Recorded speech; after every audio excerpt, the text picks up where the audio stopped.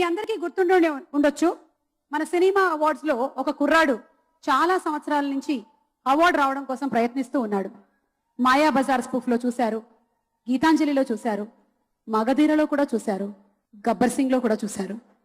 ఇప్పుడు ఆ కుర్రాడికి ఏం జరిగింది? What is happening to the కుర్రాడు? ఈ సంవత్సరం అయినా అవార్డు వచ్చిందా? చూద్దాము.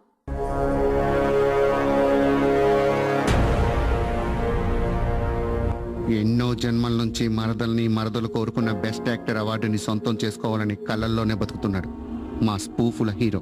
ఈ జన్మలోనూ ఓ సినిమా పిచ్చున్న అభిమానిగానే పుట్టాడు. ఎప్పట్లానే ఊహల్లోనే బతుకుతున్నాడు. ఎదిగిన కొడుకు, వయసు అయిపోతున్న అతనికి సాయంగా ఉండాలని అతని తల్లి ఆశ.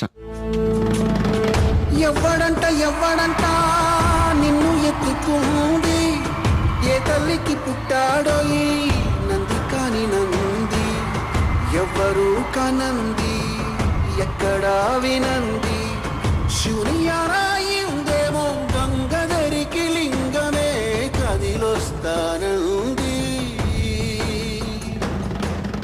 కానీ మనోడు బాహుబలి మేనియాలో బతికేస్తున్నాడు.